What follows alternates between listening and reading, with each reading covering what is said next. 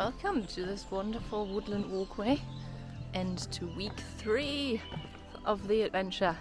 It's already Tuesday, midday of week 3, and I haven't even checked in yet. Today is a rather gloomy day, and I think it's going to rain any second now.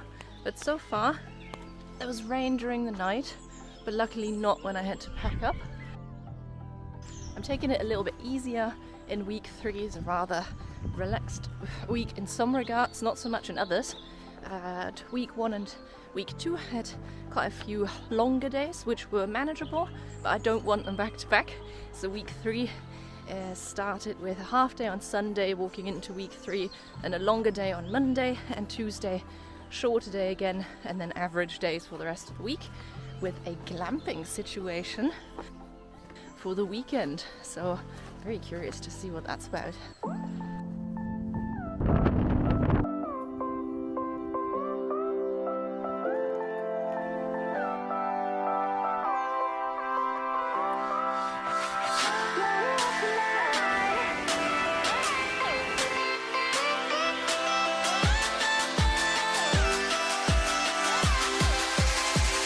In week 3, I will also cross another county border, which is exciting. I'm going to walk from Devon into Somerset. That was planned for today, but since I then threw in the shorter days, I'm not quite going to walk into Somerset today, so that's going to be for tomorrow instead. But I'm going to walk into Exmoor today, which is also a nice little milestone.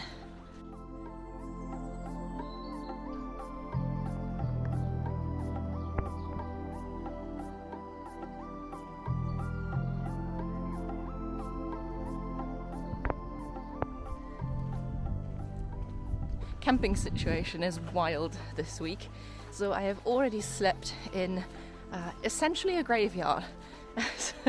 The village hall and church in Brushford were kind enough to allow me to camp on the church grounds.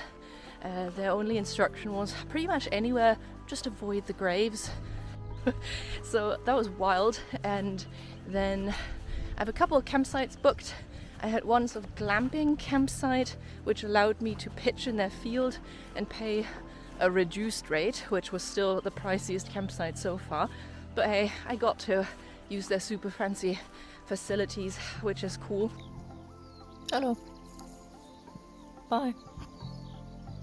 And then before I arrive at my planned glamping situation, where I'm actually making use of the glamping as a treat, I'm gonna sleep on a cricket field, because the cricket club in Fitzhead has kindly allowed me to camp on their land. But that brings me to accommodation in general. What you will have guessed from me rambling on about sleeping in graveyards and cricket grounds and plenty of campsites, I am currently not wild camping. Super nice stream that I'm walking past right now. You gotta look at this. Yeah, wild camping. So yeah, if you pitch late and leave early, chances are that you will get away with it. And if you are seen and asked to move on, you just then promptly oblige and move on. And if you are not getting seen, then essentially you camp for free and you have a super cool wild experience. That said, that's currently an added layer of uncertainty that I don't fancy, because when I arrive at camp, I just want to spread out. I want to throw on an audiobook or a movie, or just read and relax and not think that an angry farmer might come to my tent in the middle of dinner and ask me to move on, even if it's like a polite conversation. I just don't want that at the moment. You know, solo female hiker, it's also another layer of security for me and for the people at home, because everyone knows where I'm supposed to arrive every night and that I'm sort of in a fenced off area with other people, and if I don't arrive, someone will notice, and it's just feeling more comfortable for everyone right now. Hello!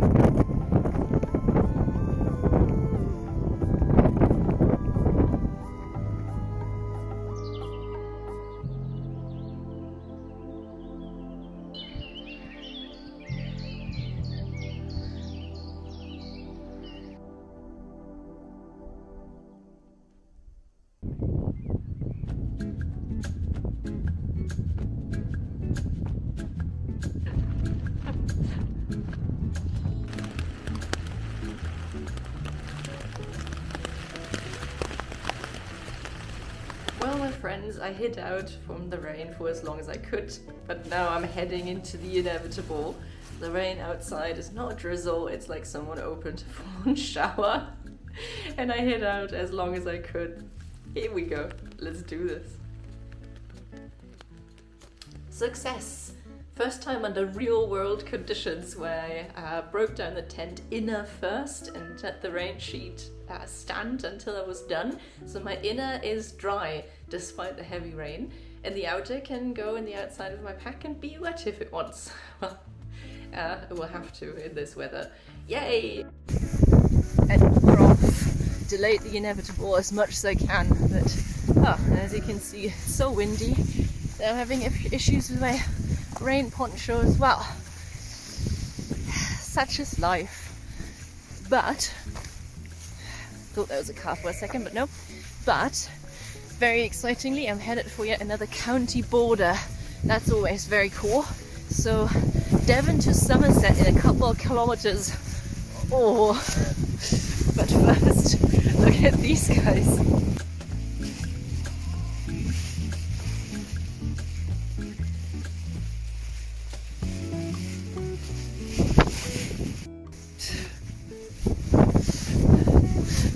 Too windy for a poncho.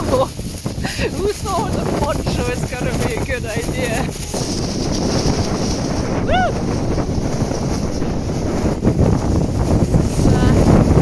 This is Exmoor. Beautiful Exmoor.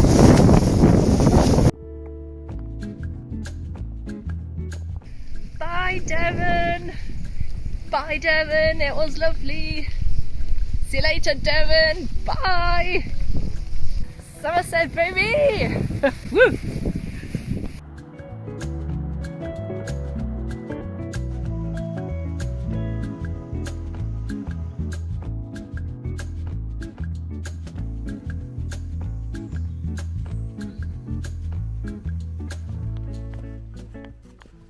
Wow, I was not expecting that. I knew that I would stop off at a lake, but I had absolutely no signal for all of today and most of yesterday evening. So I didn't look up what the lake would look like, and it's just this massive reservoir. I'm impressed, this looks stunning.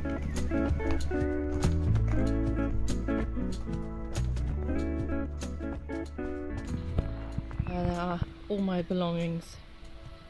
It got so wet this morning. I'm now making use of the last hour of sunlight, having everything out to dry.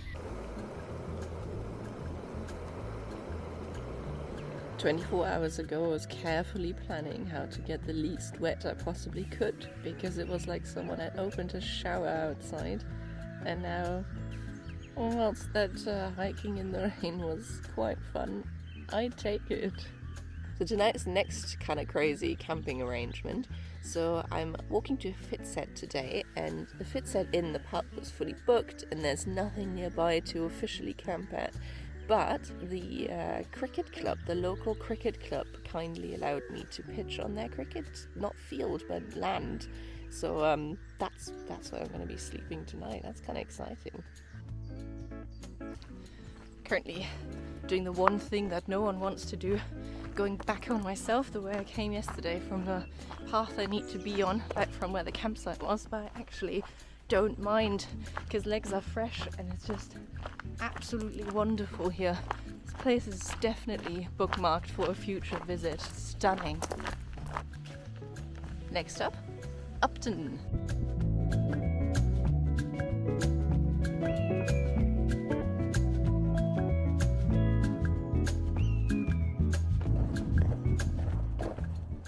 Oh, I can't even with some of these footpaths that are marked as such, but then just stop in a hedgerow, or there's a trail marker that seems to be 457 years old, and the trail has long since disappeared or has been detoured.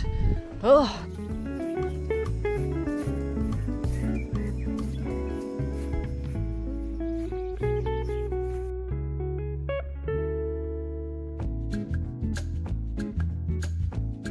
I'm a visitor.